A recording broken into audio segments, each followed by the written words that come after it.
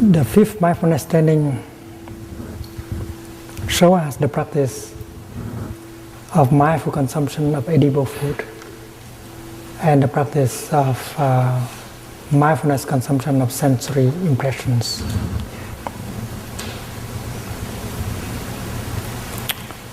Last week we had a retreat for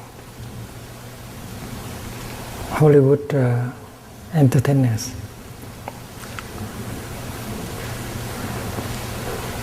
And we told them that we need them to help us with the practice. They should try to provide us with films that water the good seed in us. And it would be very helpful if they refrain from making the films that water the seed of anger and violence and fear in us. They listen very, very deeply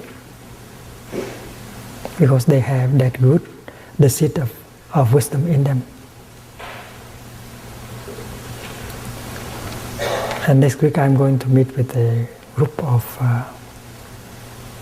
producers of film in Hollywood. Please pray for me.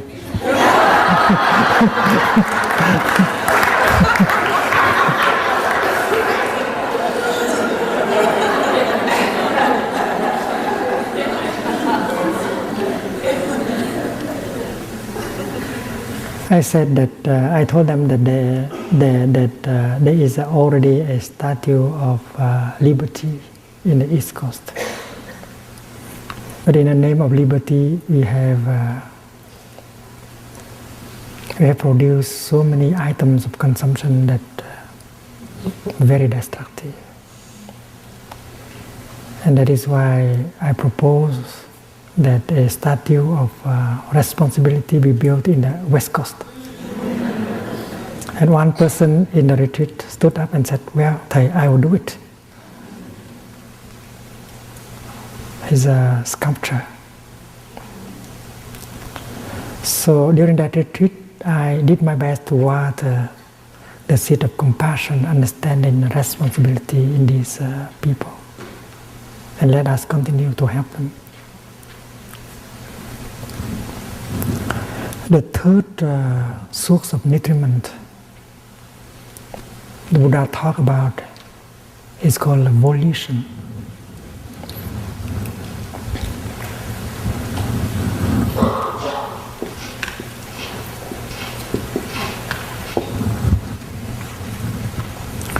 The deepest kind of desire that we have in ourselves. Because the life of a person is motivated by that desire. If you don't have any desire, you cannot continue to live. The desire may be very, very wholesome or very unwholesome. Siddhartha Gautama, who became a Buddha, he was motivated by a very strong desire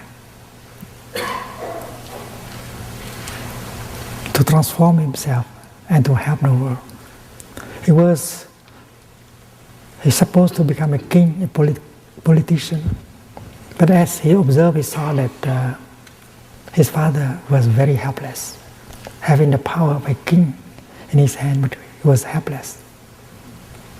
There's a lot of corruption, there's a lot of difficulties, misery in the country. And with that political power, he could not do much. Because there are afflictions, fear, hate, violence, anger in them.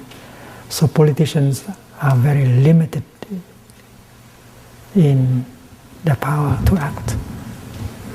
So Siddhartha did not care about becoming a king and having a lot of power. That is why he left the palace, seeking for a path of transformation and healing. And that desire was so strong in him that he was able to undergo many hardships.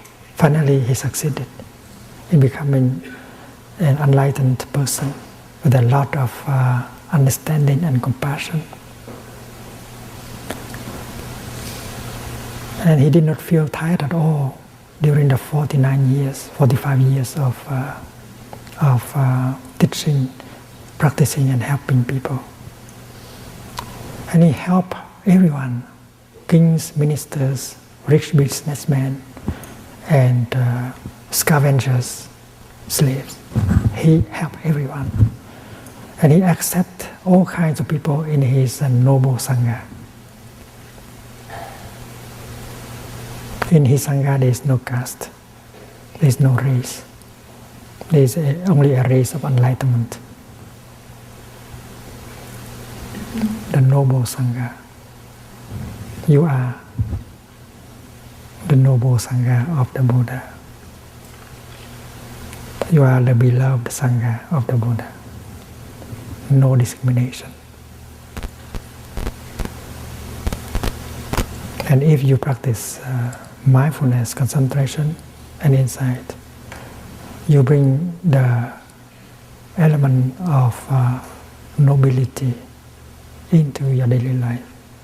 And that is why the Sangha is called a noble Sangha.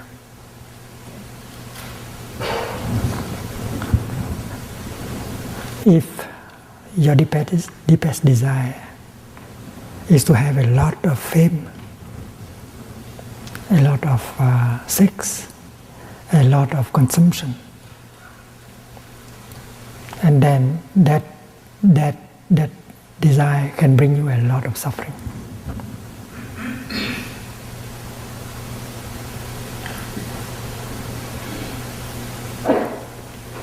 That is why we have to look deeply into our deepest desire to find out whether that is wholesome or unwholesome.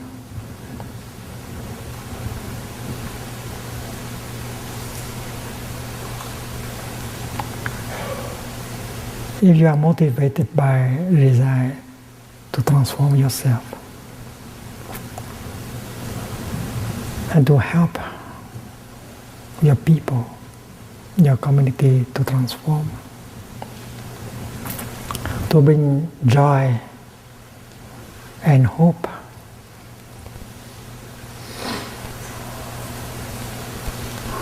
into their life,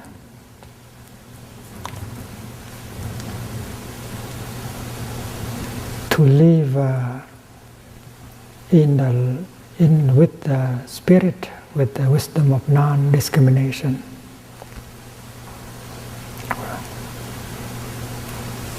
Capable of protecting themselves from complexes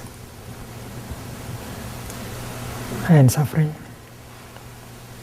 so that your community will be a powerful instrument for social change.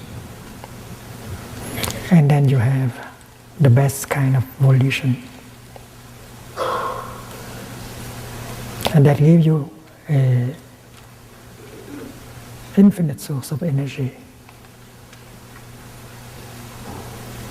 You become very alive, very dynamic in your daily life. And you make your community into a dynamic community. Because your community also has a deepest desire for social change.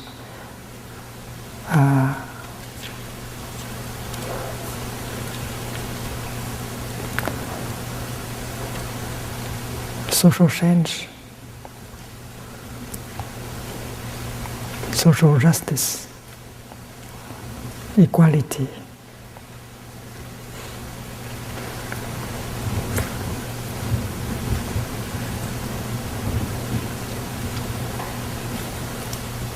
Can be obtained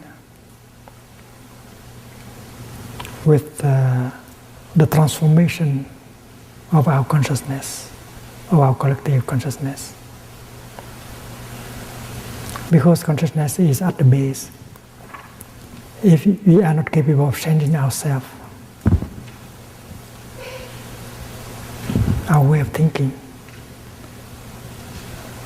our way of perceiving, if you are not free from wrong perceptions, and then any kind of action, no matter how direct they are, cannot bring the kind of result we want. Actions like sit in, teach in, pray in, wait in,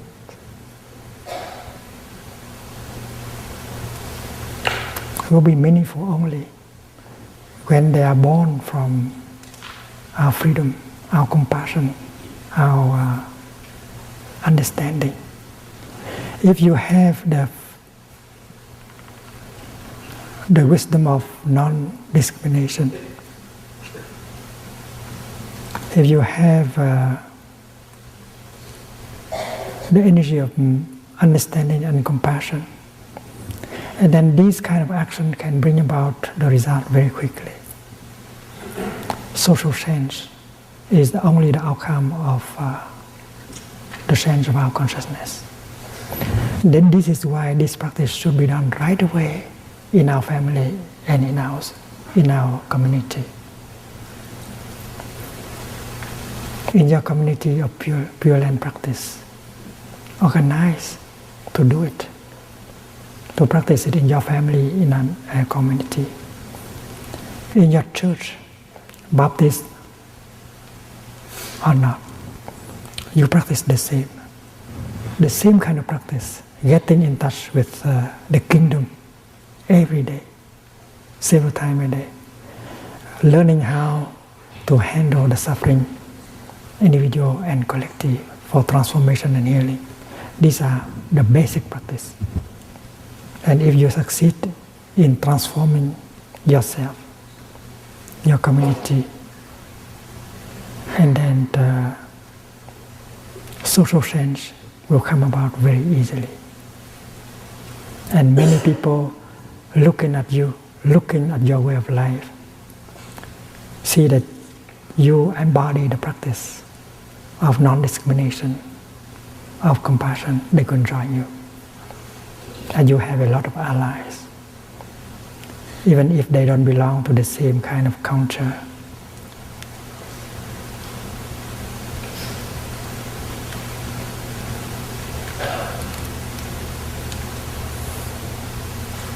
And this is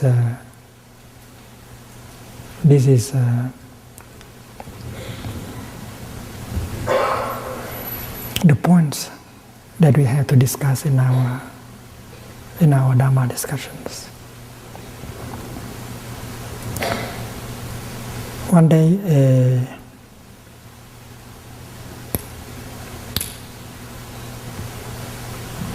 a leader of the Native American community came to me. We met in Vermont, and he invited me to join him in speaking tour in Europe and others to speak about the plight, the suffering of the Native Americans, to draw the people's attention in the world to that suffering. I invited to sit down and to have a cup of tea with me. And very slowly I tried to tell him that the first step is not that.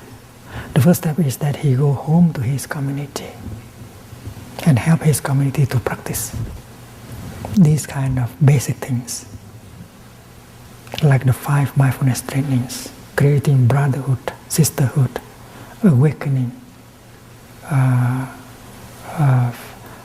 to free ourselves from wrong perceptions, from wrong discrimination, from discrimination. Because discrimination does not only exist in them, discrimination does exist in each of us.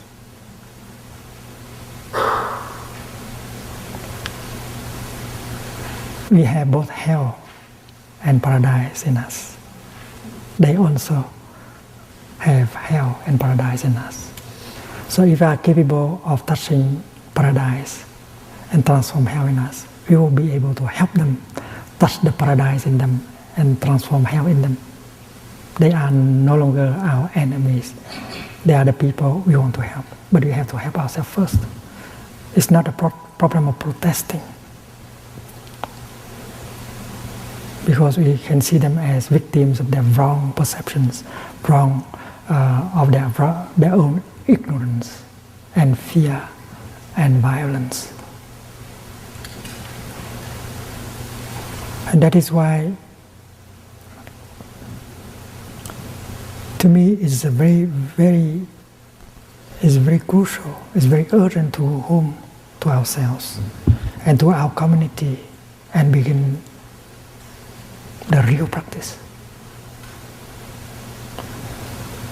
The practice of mindful consumption.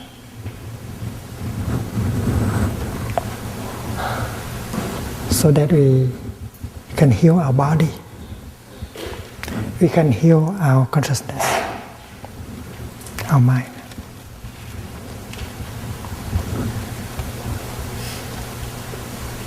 And this kind of practice, mindful consumption, not to use alcohol, not to use drugs, not to use items of consumptions like television programs, books that can bring toxin in us, is at the base, at the foundation of our practice.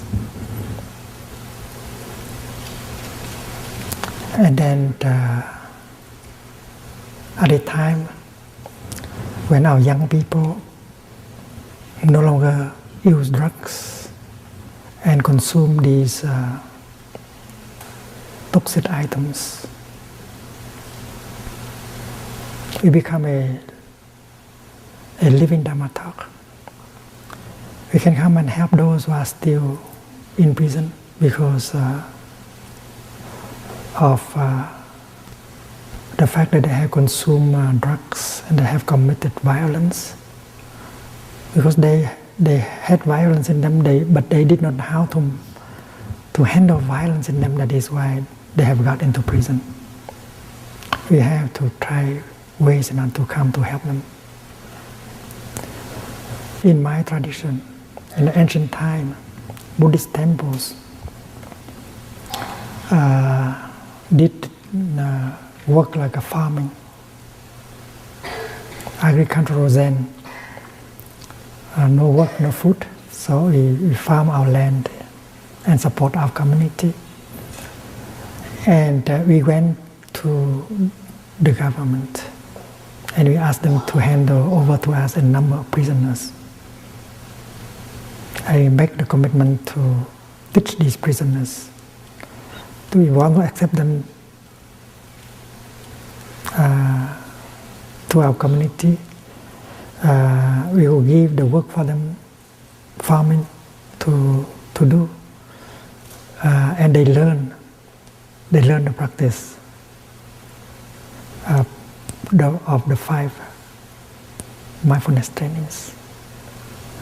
And the government, the authority, believe in the Buddhist tradition, because we had succeeded in many times to transform, to teach prisoners, and finally we help these prisoners to get married, to have a plot of land, to build a house, and to start their life.